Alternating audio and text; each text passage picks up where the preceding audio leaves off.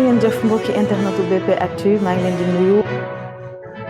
loo xam ne ay mesures correctives la yu jëm ci finance publique. Mesdames et messieurs, bonsoir. Je suis Love Jairel, votre médecin. jërëjëf mbokk yi bàyyi xel BP Actu ñu ngi leen nuyu baax tey seen émission MS reçoit di dalal kenn koo xamante ni kilifa la ci gouvernement bi di PCA bu maison de la presse bi nga xam moom la ñu tuddee Babacar Touré nekk aussi secrétaire général adjoint bu parti politique bi di Pastef Birame Khoudialo ñu ngi leen nuyu di am mbégte dalal la ci MS reçoit. maa ngi lay fay di nuyu mbooleem internet yu ñuy seetaan jiital ci nuyoo bi sa directeur général ak waa kër gi technicien yi tout nuyu également suñu président Bassirou Diomaye Diakhar Faye di ko sargal di ko ñaanal yàlla yan bi woyof ci boppam di nuyu le président Ousmane Sonko premier ministre bi nga xam ne véritablement mi ngi def liggéey bu mucc ayib ci boppu gouvernement bi donc di nuyu également l'ensemble des députés et tout le gouvernement du ñu fàtte nag suñu xarit nga xam ni yàgg nañu ànd muy sëñ Habib Sy Dabax ki profito di nuyu mboolem kilifa diine yi rawatina sëñ Mountakha Mbacké yàlla fi yàgg te wér di nuyu ñi nekk ci prison yi nga xam ni véritablement ñu ngi leen di ñaanal ñu génn ci jàmm ku nekk dellu sa kër waaye di nuyu également ñi nekk à l'extérieur muy les gens qui contribuent économiquement et positivement à l'économie de ce pays là di leen ñaanal yàlla fa ñu nekk yàlla may leen jàmm di ñaan yàlla lépp lu ñu fi wax mu jëriñ askan bi. amiin incha allah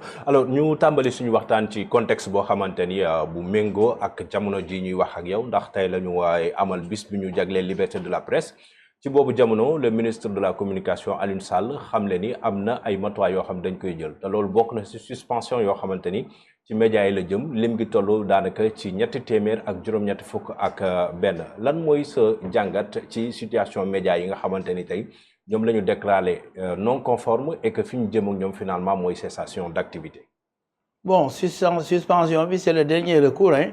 Moi je crois que les gens ont essayé autant que faire se peut waxtaan ak nit ñi jox leen des règles et des lois yu nga xam ni moo tënk presse bi.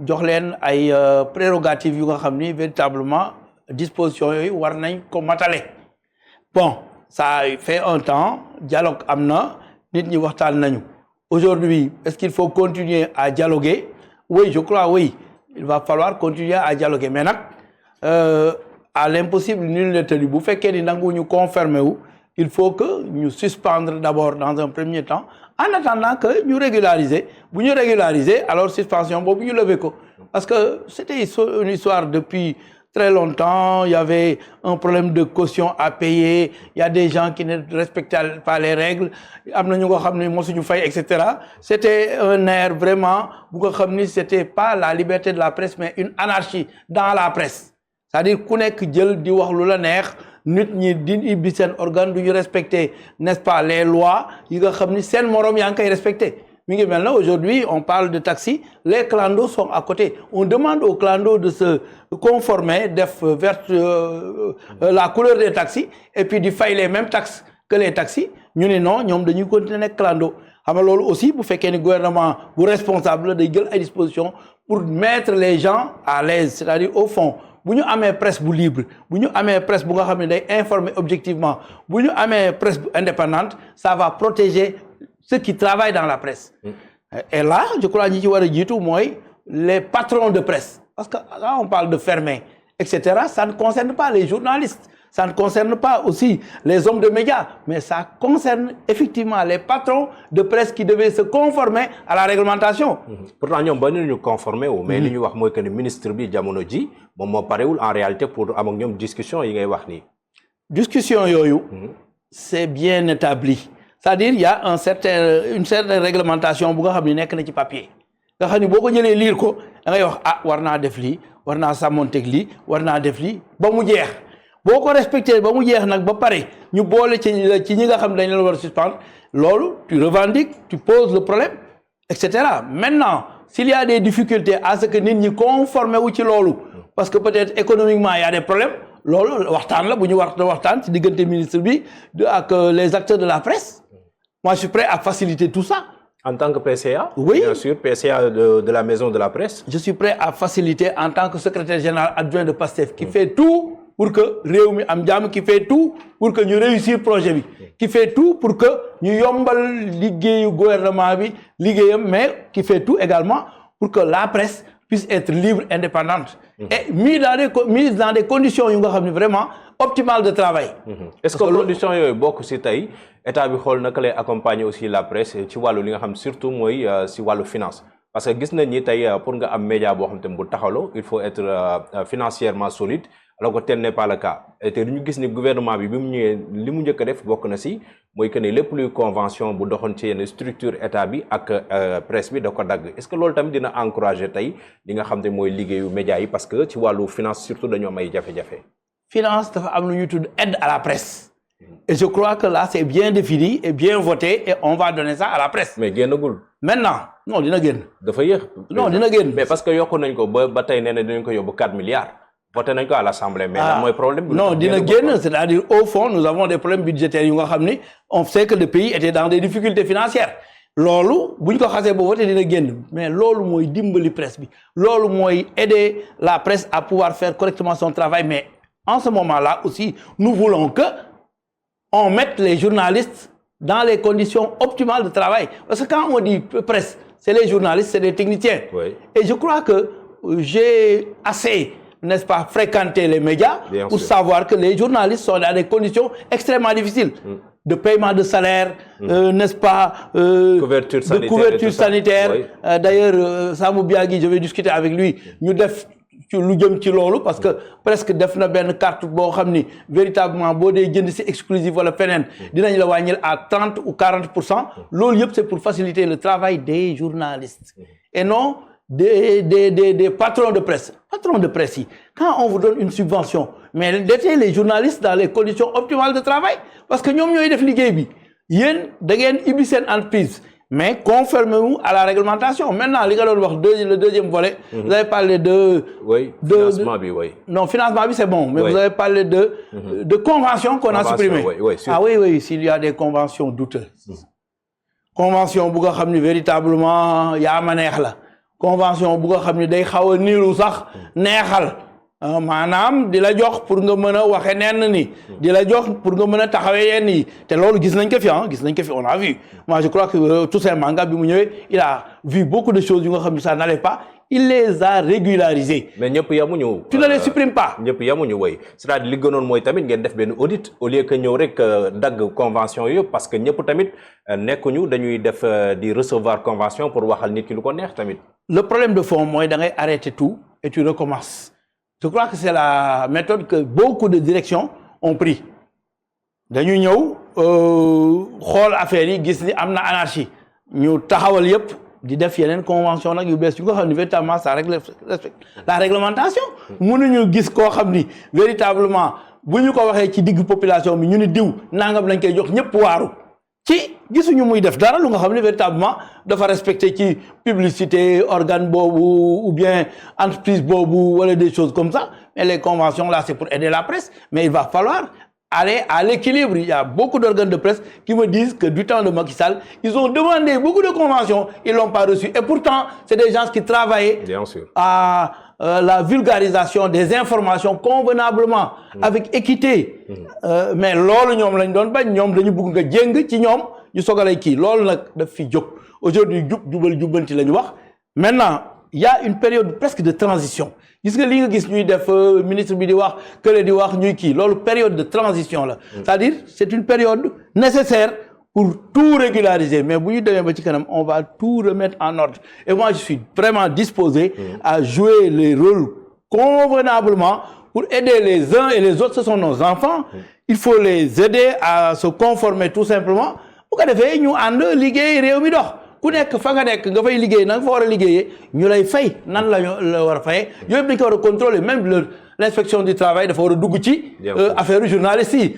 Tu peux pas payer à quelqu'un 25 000, tu peux pas avoir koo xam ne da nga koy jël façon liggéeykat la nga koy fay 15 000 francs wala 20 000 francs. On a entendu des gens crier tout partout qui sont des gens très orthodoxes ay nit la yu nga xam ne fu nekk ñu ngi fay joxe exemple di xataraayu et tout ça man ba ma leen waxee ni leen nañu xool seen modèle économique on a vu que dans leur modèle économique il y avait des paiements qu'il ne fallait pas. Il y avait pas le truc assurance des qui il y avait pas un versement à la caisse de sécurité sociale ou à l'IPRES nga xam ni nit ki bu demee ba feebar wala bu demee ba retraité dina am fu lu mu jàpp. Loolu yëpp ça c'est régi par les droits des travailleurs et il faut les respecter. Tu peux pas parler à tort et à travers et tu ne le respectes pas ba pare bu ñu waxee nga jóg tu incites la presse à faire des conférences etc. Mais ce sont les patrons de presse qui doivent se conformer. Mais justement yaa ngi wax sànq ba tey patron de presse yi finalement dafa mel ni ce gouvernement là et notamment le PASTEF dafa mel ni dafa jàppal dans patron de presse yi et pour mu war leen a mun a teg ci yoon wala sanctionner leen dafa mel ni finalement règlement de compte ngeen di dem ak les patrons de presse. Man kese Birame Khoudia Lo pas secrétaire général adjoint de PASTEF pas PCA maison de la presse man dama am problème ak maison patron de presse yi nga xam ni dañuy exploiter journalistes yi fépp fu ñuy exploiter nit bugguma ko dama koy xeex dama cay wax man journalistes yi sama ay xarit lañu parce que aujourd'hui bu ñu eggee fii ñoom la je me rappelle de Pape Bakary Diatta qui m'a interviewé le premier moo ma jëkk jox micro et je le dis je le reconnais yow fàttali nga ma léegi 2021 bi ñu toogee ak Serge Malou un débat houleux boobu nga xam ne véritablement da ngeen ñu doon tàllal seen micro yéen a doon daw di ñu tàllal seen ay micro yéen a ñu doon invité yéen a ñu permettre ñu mën a wax ak population bi mais yéen ñooñu mais dañ leen di respecter au plus haut point gisoo bi nga ma invité aw ma jàmm lu dul ma egsi c'est-à-dire ça le respect dû aux journalistes. Maintenant, quelqu'un qui travaille avec ces gens-là et qui ne leur paye pas convenablement ce qu'ils doivent avoir, mais damay am ak moom problème. Oui, là dañ koy nangu mais dañu gis que ni dafa mel ni day rax politique parce que finalement am na ñoo xamante ni en réalité il faut le dire ils se réclament journalistes mais du moment où que ñu nekk ci politique dañu waroon summi seen boobum journaliste. Et dañu gis ni souvent ñoom ci seen wàllu traitement de l'information c'est défavorable ak Pastef mais yéen aussi tam façon bi ngeen koy jëlee dafa mel ni finalement presse bi ngeen def comme ennemi en réalité. Non, la presse à ces gens-là, oui. est l'ami du gouvernement. Presse bi suñu ay xarit lañu suñu ay mbokk lañu. Pas forcément. Non, suñu ay xarit lañu. Pas forcément parce que suñu liggéey lañuy def. Parfois nga gis non dama ni suñu ay xarit lañu suñu ay doom lañu suñu ay lépp lañu waxuma ñu pencher de notre côté wala pencher de l'autre. C'est pour que suñu ay doom di def seen ay liggéey convenablement am objectivité. Je viens d'être averti par mon fils qui est en France. Papa, je porte plainte parce que le gars, il me dit tout de suite, ben femme, caissière, il m'a traité de sale nègre, etc. et tout. On va le voir. Il n'y a que sous vertu. Do moromam. Namala yare wuñ koko. Il faut pardonner. Retire la plainte et continue ton travail. Yow da nga gëm Yàlla. Loolu bu amee da nga koy teg ci suñu borom. Bu ko defee nga bàyyi ka nga dem. Bu ñu demee ba ci kanam moom dina am ku ko porter plainte keneen koo xam ne du yow. Bu ko defee yow di nga gis loolu. Ça je l'ai vécu en tant que père. Parfois nit ñi def la lu nga xam ni lu doy waar la mais nga bàyyi ko. Bu ko defee boo ko bàyyi loolu ñun suñu vertu buñ ci toppee dañuy dem ba sut ñu bari dañuy dem ba raw ñu bari. Sur le plan du travail, sur le plan de la presse, sur le plan et tout. Te Ousmane Sonko qui est aujourd'hui le premier ministre du Sénégal dafa gëm suñu borom dafa ni kan mooy référence am mooy yonent Yàlla Muhammad Rasulullah sallallahu alayhi wasallam mooy koo xam ni du amal en nit koo xam ni dafay jëriñ nit mais du jëriñu ci nit et on le voit defe naa grand bi léegi li ma wax bi may dugg leer na il y avait un ancien inspecteur du trésor à la retraite bu doon wax c'est des aventuriers ñoom nitu fit lañu léegi la ma ni bi mu demee fekk ka ca kër ga dafa ne attention kii ma gis de ku nara doxal réew mi la parce que fii mu taxaw bu ko wàccul réew mi dina dox. Et loolu c'est un cri. Mais ça quand même loolu mën na nekk benn seede mais par rapport à la réalité nag il faut poser. Mais la réalité est que le jubal jubbanti est en marche, c'est-à-dire on ne favorise personne, on ne défavorise personne. Il y a des gens qui ont insulté presque le Premier ministre à la presse et jusqu'à présent ils sont très libres. Autant débat amoon na bi ngeen nekkee opposition. 3 ans en arrière boo saagaa Macky Sall tu seras pas libre.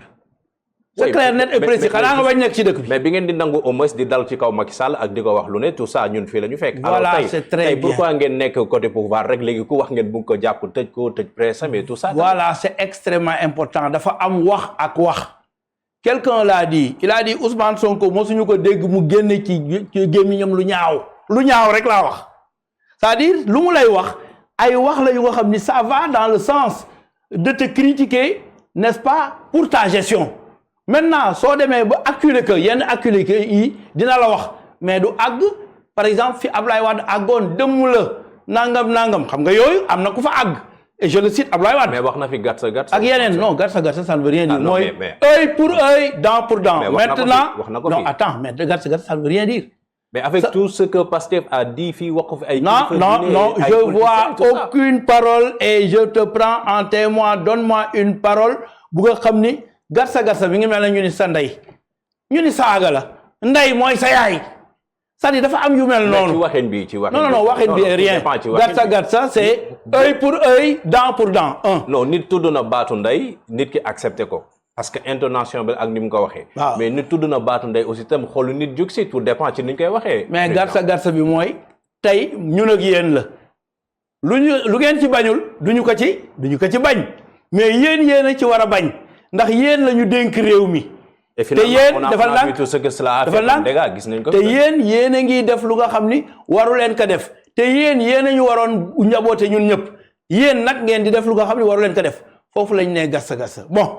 et puis booba sax ñi ñu doon waxal dafa fekk ñu doon def loo xam ni dafa ni fang ñëpp gis ko mooy dañ doon noot askan wi dañ doon dóor askan wi dañ doon xeex ak askan wi.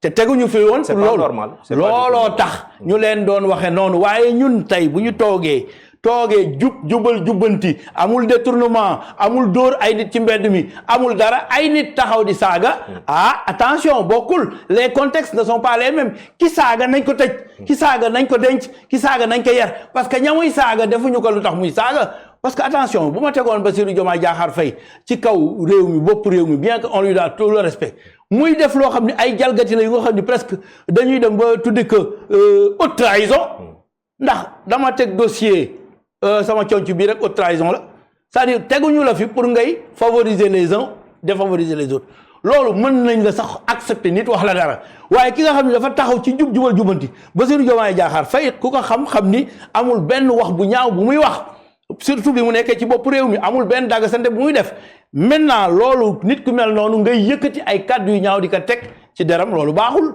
boo ko defee il faut ñu yar la boo ko defee justice il faut mu intervenir et puis il faut comparer combien de gens aujourd'hui ont été arrêtés par rapport à notre temps ñun c'était 1000 fii c'est moins de 100 moins de 20 je dis 100 moins de 20 mais est-ce que war nañ wala moins de 10 est-ce que war nañ àgg ci arrêté leen bu ñu saaga dañ la war a arrêter je suis pas d'accord pour un journaliste qui insulte démb nangu woon ngeen non on n'a pas il y a eu beaucoup de gens qui se réclament de Pastef yoo xamante ne si même nekk nañ ba étranger di wax di saaga ay kilifa et tout ça yéen da ngeen ko doon cautionné foofu laa d'accordul ak yow am na ñu bare ñu réclamer bu Pastef doon saaga di def lu nekk waaye ñun dañ ko cautionné loolu laa d'accordul xam nga dama lay indil preuve lu tax cautionné wuñ ko man ku ma xam ma ci dëgg te lu ma wax mën nga ko vérifier taxaw naa ci kanamu gannaaw Ousmane Sonko ñu dem Touba war a seeti xalif bi ñu dëkk ko micro ni ko waaw gaañay saaga nag mu ni maa ngi leen di seedeel leen ñu ni ko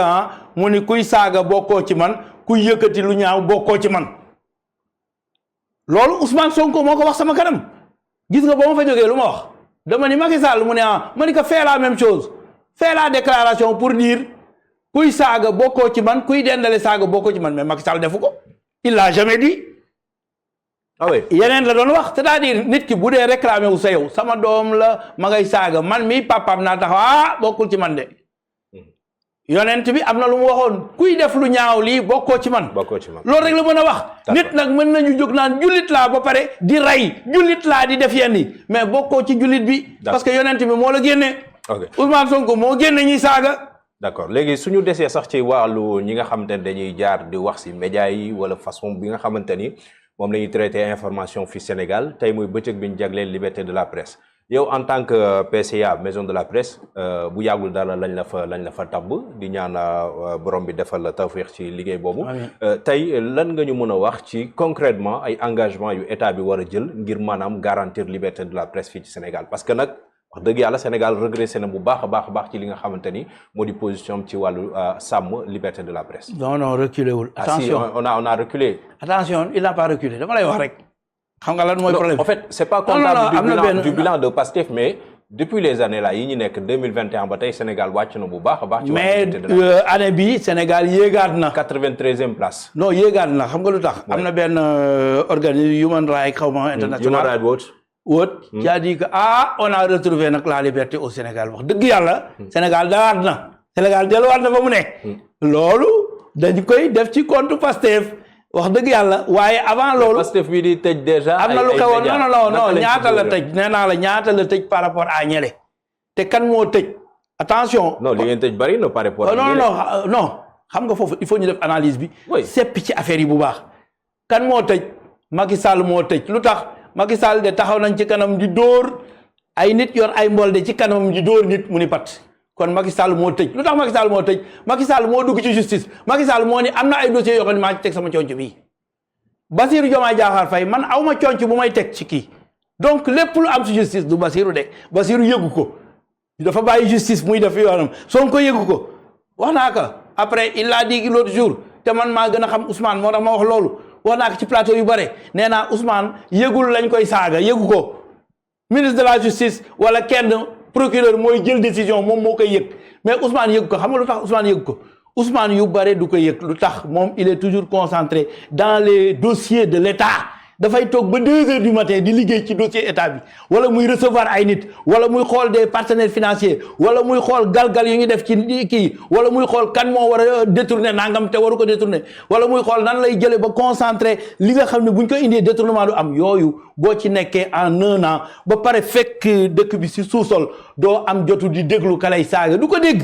mais déggu ko alors taxaw na assemblée nationale ni zéro tolérance la ñuy amal ci ñi nga xam dañuy yëg ay kàddu di ko jëmale ci nguur. xam nga lu tax ça c'est une menace à la liberté de la presse. xam nga lu tax c'est pas une menace dafa ni kuy saaga zéro tolérance kuy saaga ah yow da ngay tolérer kuy saaga. non du ma ko tolérer. ah non moom loolu rek la wax. mais ci ban contexte. non zéro tolérance ci kuy saaga démb ak barki démb en réalité. saaga nag buñ ko nangu. non mais démb ak barki démb aujourd'hui ñi fi nekk tey yore gouvernement bi di Pastef y a beaucoup de gens yoo xamante ni ils étaient favorables alors que ñoom ñoo doon saaga.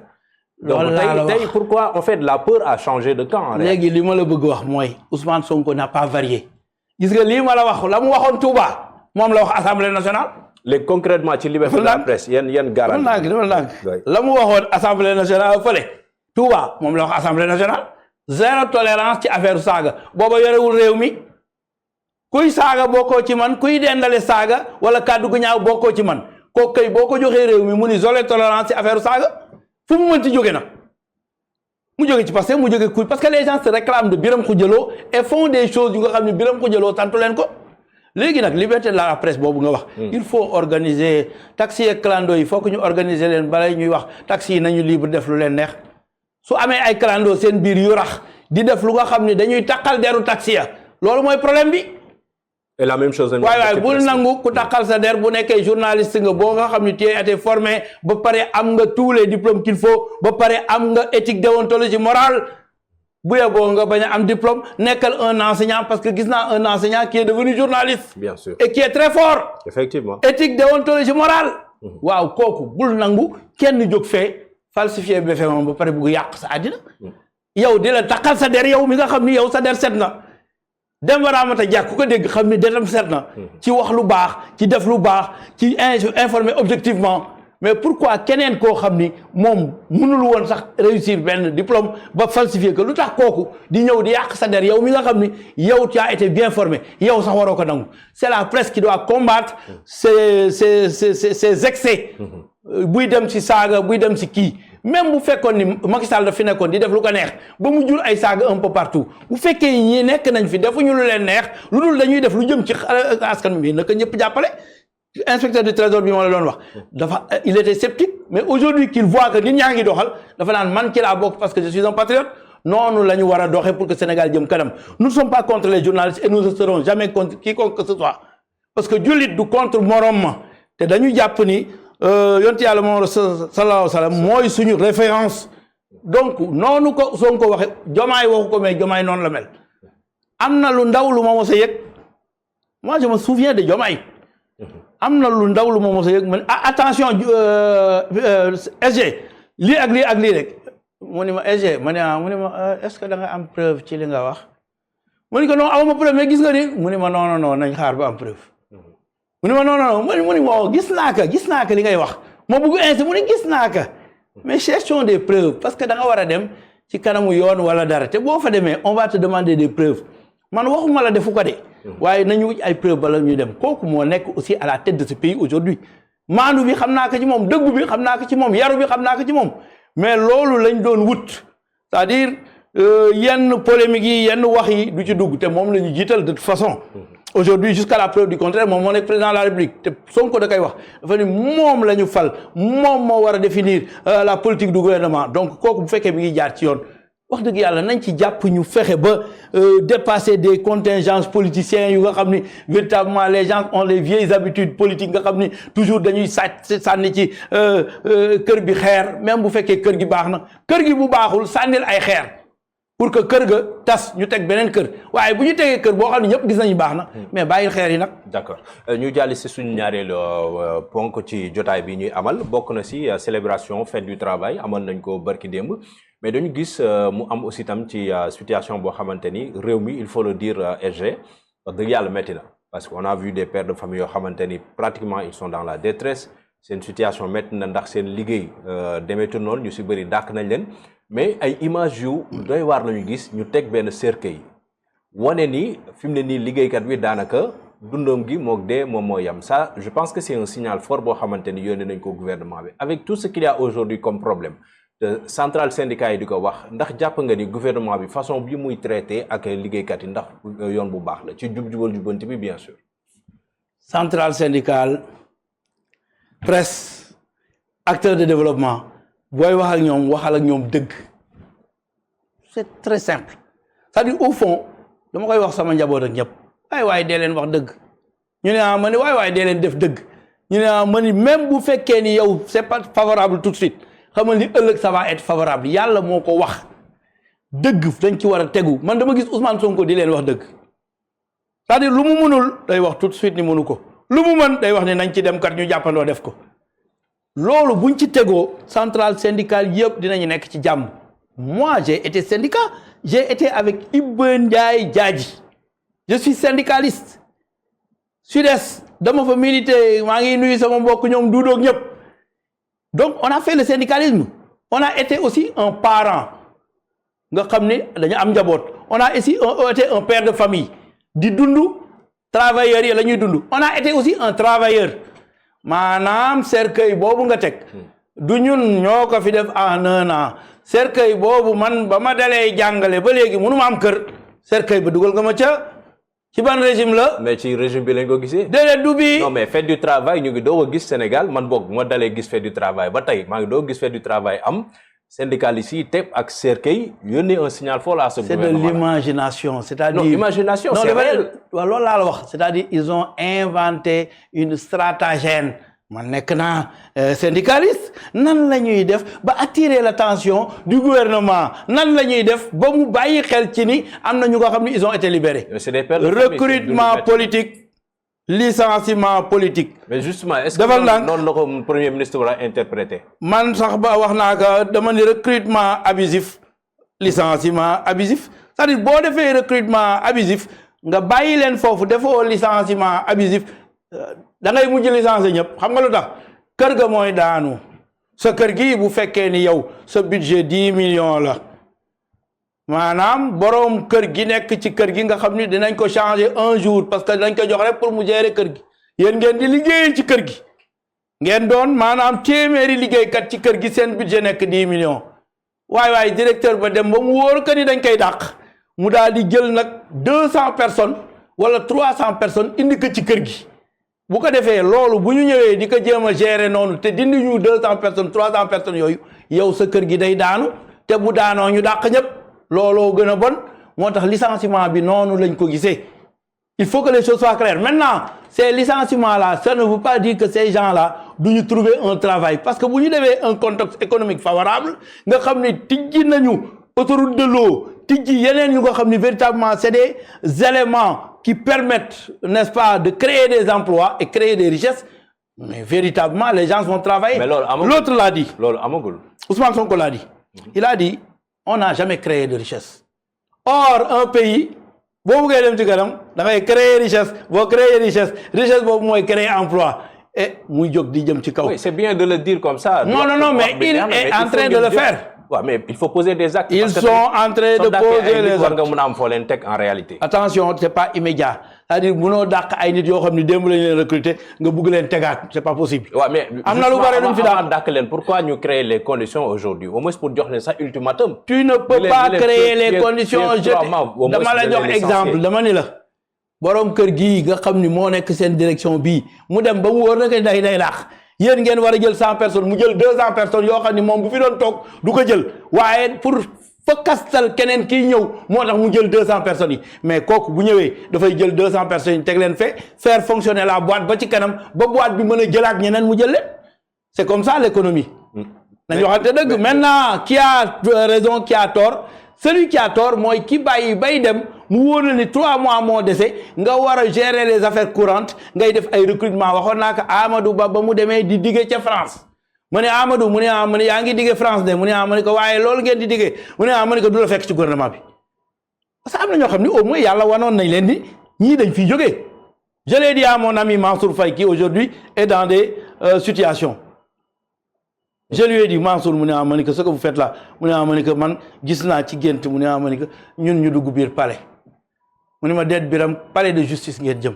Mansour Faye waaw waaye du nekk palais de la république ma ne ko Mansour bàyyil ngay wax bàyyil ree man fi ma gis grille palais laa gis may dox ca biir gis Ousmane Sonko seen ka ak Jobe Basirou Biram Souleye sax seen naa ko ca biir ñu nekk fa ca biir di liggéey te man sama gént moytul mu ne Biram boo xaaba nga léegi wala lan non je raconte on l'a vécu comme ça dans un salon en présence d'un témoin bu nga xam ni bi ñu paree daf ma woo mu ne waxoon nga ko Mansour de ma ne ko na ma woo waxoon naa ko bu ñu passé avril nag ma woo ñu xool ku wax dëgg ak ku waxul dëgg tey gis na ni man maa wax dëgg.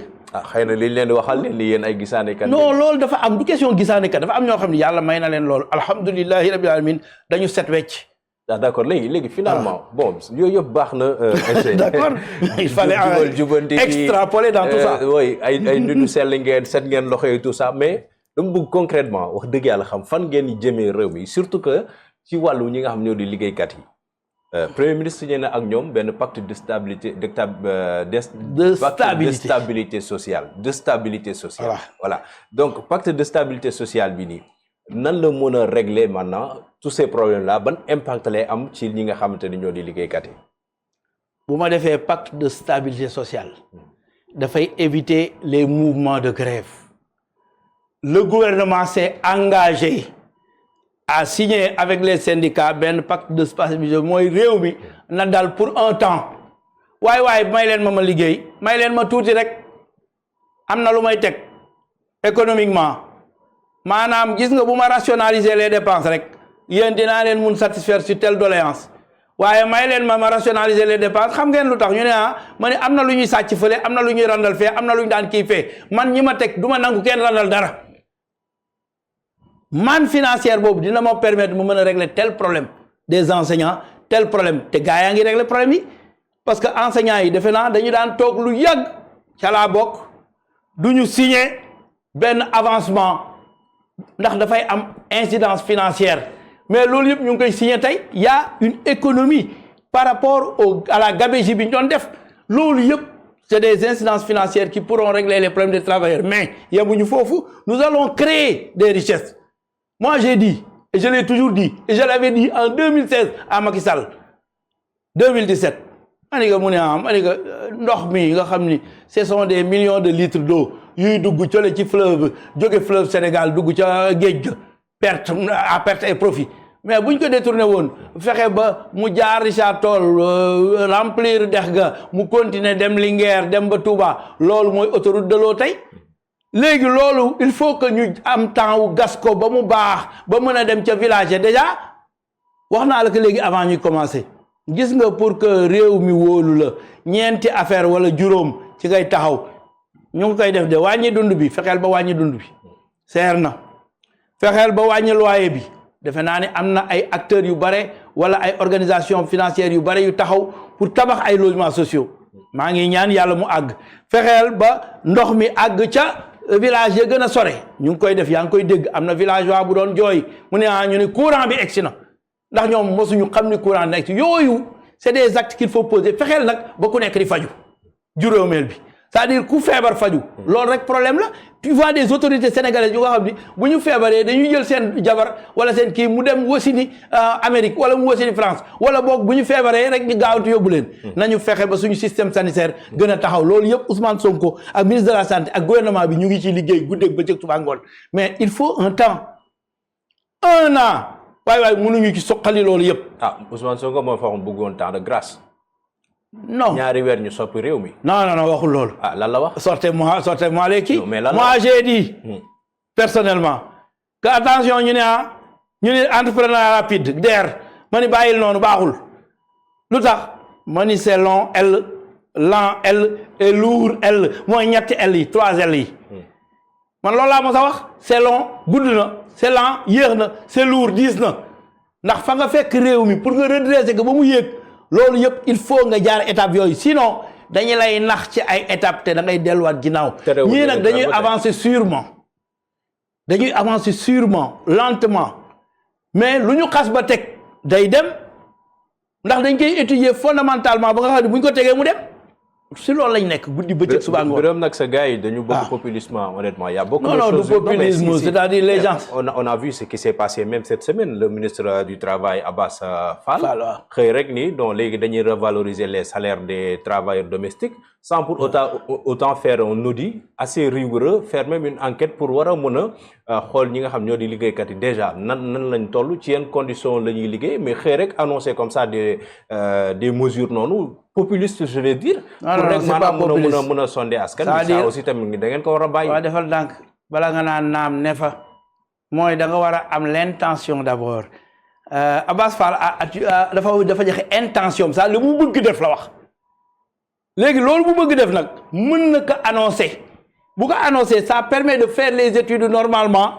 et de faire la faisabilité mais intention bi dafa baax. mais il a mis la charrue avant les bœufs. non c'est pas la charrue avant le bœuf c'est pas effectif c'est-à-dire c'est une intention mais bu réew boo ko yoree intention mu génneel ko arrêté en plus. mais il faut nga am ay intention yu baax. mais il faut que mu def audit bi pourquoi pas ne pas travailler avec l'ANSD sur les statistiques pour war a mën a recenser. on connaît les statistiques. non ñi liggéey ñëpp Sénégal ci ay domestiques. les travailleurs xam nañ leen à peu près c'est-à-dire on ne connaît pas le nombre exact mais à peu près il est faisable c'est-à-dire il y a des traitements inhumains c'est-à-dire dafa am loo xam ni wax naa la ko léegi ki nga xam ni dafa nekk correspondant rajo tel wala tel ñu koy fay 15 000 francs par mois wala 20 000 jaaduwul c'est-à-dire loolu ça respecte pas les droits des travailleurs c'est la même chose mooy bon yi li ñu leen di fay ak li nga wax domestique yi c'est-à-dire ça respecte pas les travailleurs le ministre du travail il doit annoncer que ça doit cesser on va faire de sorte que ça cesse maintenant le temps que ça va prendre ça c'est à définir par rapport au volume par rapport aux études par rapport à tout ça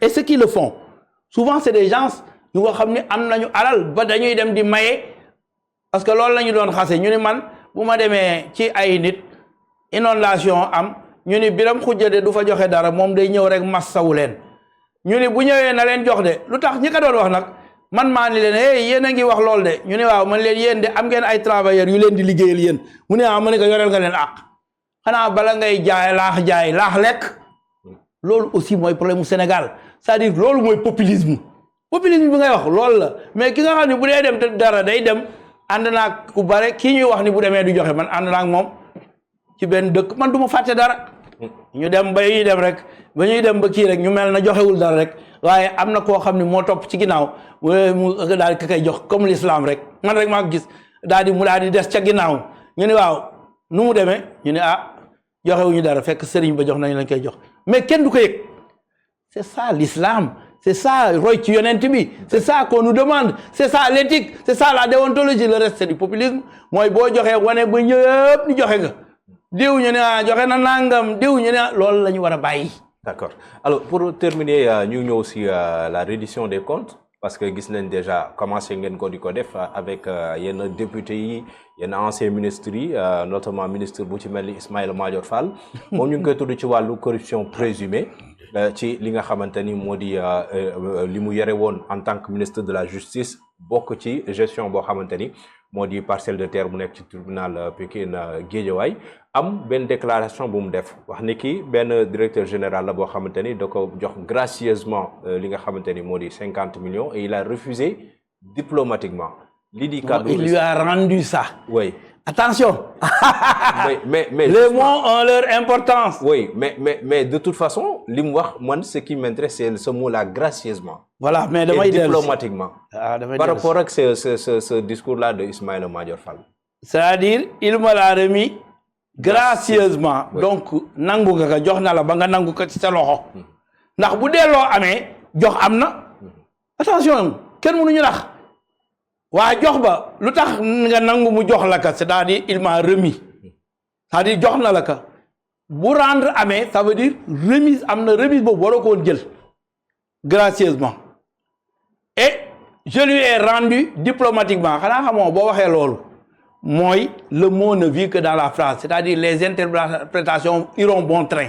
C'est ton objectif. Les commentaires sont... Da nga mous sa objectif la way do ma ko wax ci wolof ma xam lo wax.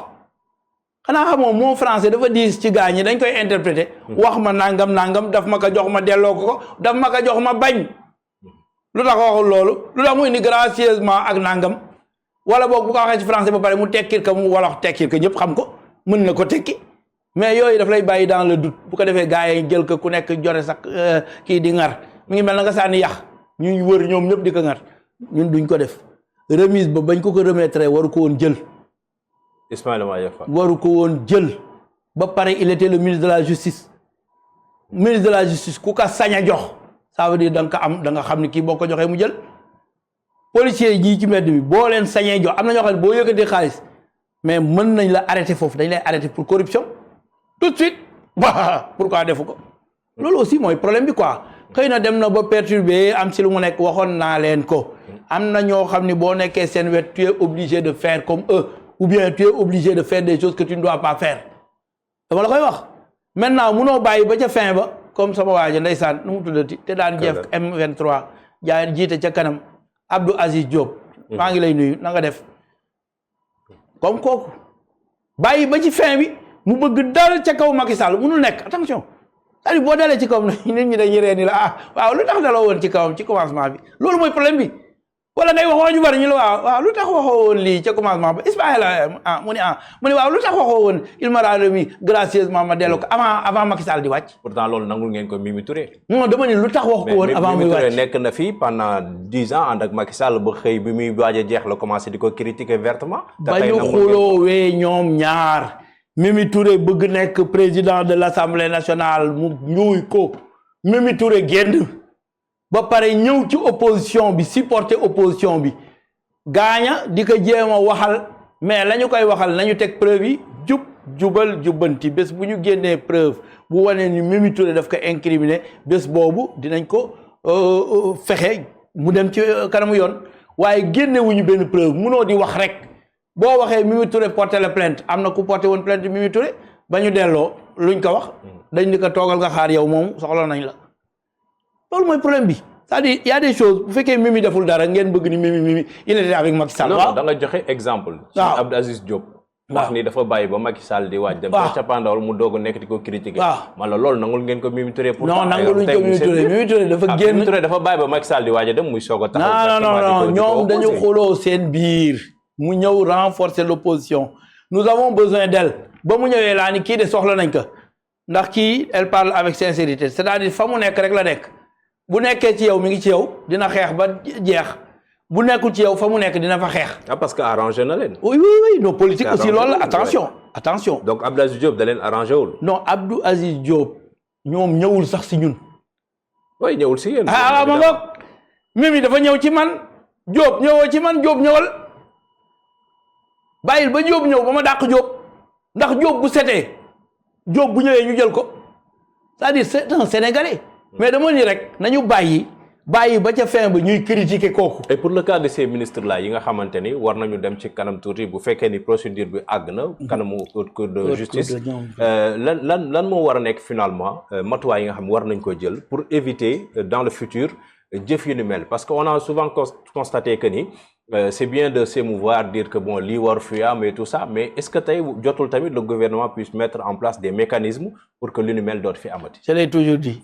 J'ai dit même du temps de Macky Sall yi amul woon am mais Macky Sall c'est lui-même qui a encouragé ça moom moo ni am na ay dossiers yu mu teg concam mais ça encourage les autres à faire la même chose mais Bassirou Diomaye Diakhar Faye bu ne aw ma conc bu ma ci teg kon les gens vont faire attention ndax xam nañu ku fa def loo fa warul def mu dàq la te bu la dàqee doyul mën na la yóbbu ci justice kooku kay wax dëgg yàlla kon ce sont les présidents yi jiite ñoo ko def maintenant aujourd'hui ces ministres là alhamdulilah nañ dem wuy ji moi j'ai toujours averti les gens je dis que am na yoo xam ne jaru ko àddina bi dafa gàtt boo fi defee 50 ans doo fi defaat yeneen 50 ans am na loo xam ne jaru ko c'est même pas la peine et puis da ngay lor ay nit donc c'est pas la peine de le faire au fond maintenant boo bokkee ci gestion bu nga xam ne dañ lay protéger c'est pas bon moi je veux pas qu'on me protège quand il y a des problèmes qu'on me laisse assumer su fekkee nag def nañ ma dara lu ma war a baale man mun naa ko baale personnellement te Ousmane Sonko l'a dit maintenant lu ñu def peuple bi kooku kenn mënu ko baale Ousmane Sonko il n'a pas les prérogatives wala Bassirou Diomaye Faye baale lu nga xam ni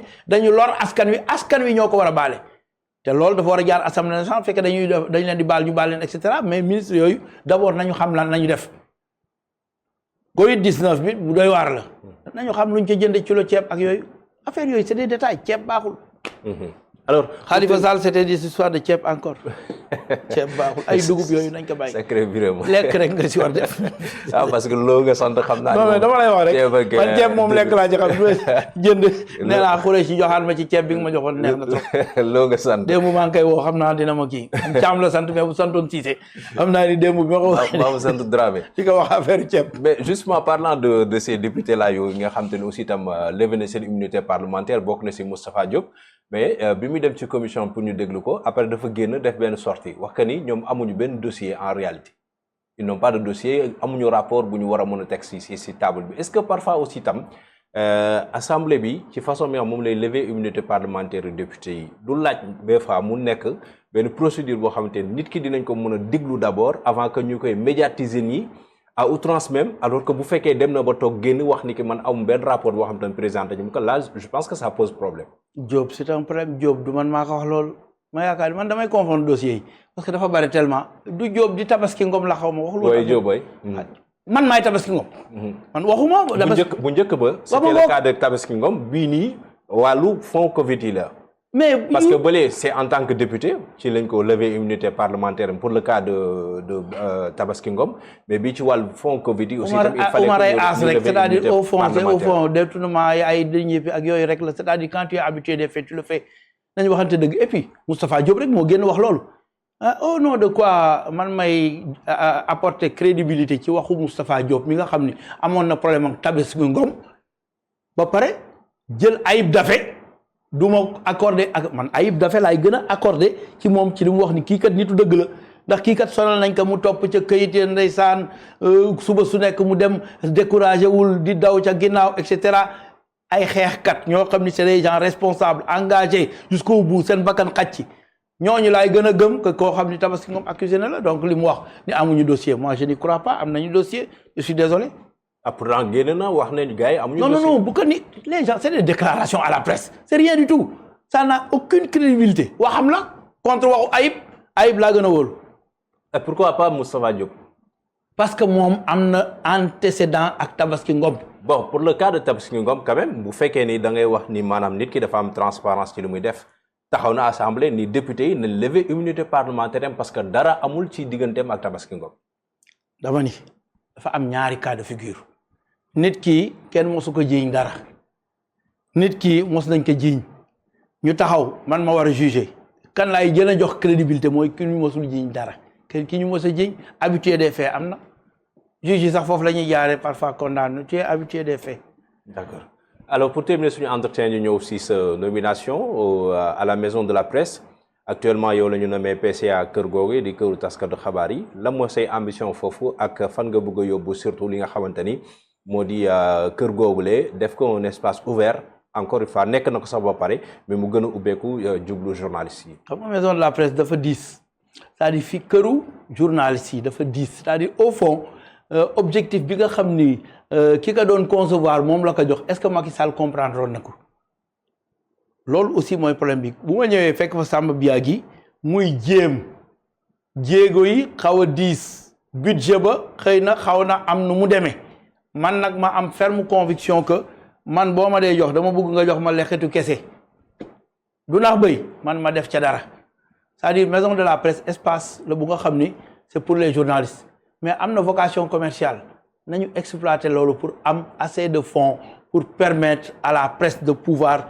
recouvrer la liberté ba pare nekk dans les conditions qu'il faut plus de liberté plus d'indépendance et plus d'aisance dans le travail wax naa ko léegi maison de la presse dafa war a jëriñ yéen daf leen war a ngeen gën a am liberté liggéey mën a am foofu studio bu nga xam ne mën nga fa ñëw def sa montage comme ni ak yëpp mën a am bibliothèque am na fa mais demewul noonu bibliothèque bu nga xam ne dina mën a sax contribuer à la formation des journalistes ñu ñëw fa di lire di xam am sax xam-xam ba pare am na ñu bëri ñu nga xam ni seen formation des na ñu ubbi ay formation yu nga xam ni gaaña dinañ ñëw inscrire bu ko defee ñu certifié ni kii jàngal nañ ko ba mu am la mu war a am bu ko defee mu mën a dox ci kanam journalistes yi nga xam ni persécuté na leen muy fii muy bitim réew ñun ñu accueillir leen à bras ouverts fexe ba mettre dans les conditions wax ak ñoom dalal seen xel même lii xew nga xam ni affaire ay dañu war a tëj ay presse ak yooyu bu fekkee ni ñooñu kii ñu ubbil leen ñu ñëw def seen conférence de presse waaye ba ñu paree bu ñu ma sàkk woon dinaa leen recevoir wax ak ñoom dalal seen xel ñu xool yan voie la ñuy jaar ak waxtaan ak ministre bi nga xam ni sama xarit la heureusement je l'ai dit à Samba Biagui de alhamdulilah rabbil alamin mu ne lan la ma ni ko waaw Aliou Sall sama xarit la sama xarit la on a travaillé il était en France ma koy woo di ko wax nañ def nii mu naan ma Biram nii la ñuy def et cetera yàlla dem nag ba boole ñu moom mu nekk ministre man ma nekk PCA maison de la presse war naa mën a dem waxtaan ak moom. D'accord ci lu bëri. même ci lii nga wax muy affaire journaliste yi. yooyu yëpp war nañ ci mën a waxtaan xool nan la ñu yokkee xelu ki nga xam ni moom la ñu dénk communication bu ko defee mu mën a def ay jéego ci kanam nous tous nous sommes ses conseillers donc véritablement je crois que affaire yi dina sotti incha allah fais-moi confiance. li ñu bëggal maison de la presse mooy mu dem ci kanam bala ñu fay jóge c'est-à-dire bu ñu fa jógee ñu ne ah kii de indil na budget bi temps la woon 400 millions la yóbbu na ko 2 milliards wala 3 milliards c'est possible. Important. C'est très possible. D'accord. waaw et il y a des ouvertures qui peuvent servir à ça. D'accord. barki démb rek indi naa fa ay Russes. ñu nga xam ni ils m'ont dit que oui am na maison de la presse bu nekk Russie. ma ne alhamdulillahi rabbil alamin je veux une coopération avec ces gens-là. D'accord. Avec le directeur général on va le faire. ñu ngi may rey ñu nee nañu ñu indi ay journalistes ñu formel en Russie. D'accord loolu am na solo bu ko defee ñu liggéey yooyu yëpp c'est des ouvertures. ak feneen. am na solo Allemagne am na maison de la presse. am na solo temps bi ñu jagleeloon jeex na tàkk Biram ñu ngi lay jaajëfal di amoon mbégte dalal la je rappelle que MS reçoit mu ngi doon dalal Biram Khoudia Lo secrétaire général adjoint bu PASTEF nekk aussi PCA maison de la presse ñu ngi lay jaajëfal jox la ndaje beneen yoon incha allah. waaw di leen gërëm di leen sant singulièrement vous je vous remercie beaucoup. Je suis très content de vous retrouver avec la pertinence des questions et tout ça maa ngi fàttaliku suñu émission bi une fois de plus avec Serge Malou mais où est Serge Malou Serge fan nga nekk maa ngi lay wax ni la xam nga dafa neex c'est-à-dire ngeen doon wax démb di xëccoo tey nag yàlla jox la raison ci loolu nga ñëw nag toog di wax ak ñoom xëccaat leen ñu nekk sa xarit nekk jàmm Sénégal ñu bokk ko mën a avancer vraiment c'est ce qu'on demande. am na solo donc maa ngi lay gërëm di la sant di gërëm borom télé bi di ñaan yàlla mu dem ci kanam wax dëgg yàlla am yeneen ouverture loolu la ñuy ñaan ci Sénégal yi yëpp ñaan yàlla Bassirou Diomaye Diakhar Faye une fois de plus ak Ousmane Sonko yàlla woyofal yan bi waaye nag Sénégal yëpp nañ ci jàpp buñ ci jàppee rek mu woyof ndax suñu yëpp la ñun ñëpp. am na solo jaajëfal Mara Niang ci wàllu réalisation bi ak ki nga xam ne moo di Mame Abdou ci son bi jaajëfal toute l'équipe technique MS reçoit dina ñëw ak yéen ay bés bi di ñëw semaine prochaine ci beneen numéro ak beneen invité jërë ngeen jëf. jërë ngeen jëf mbokki internetu BP Actu maa ngi leen di nuyu. loo xam ne ay mesures correctives la yu jëm ci finance publique. Mesdames et messieurs, bonsoir. Je suis Love GRL, votre médecin.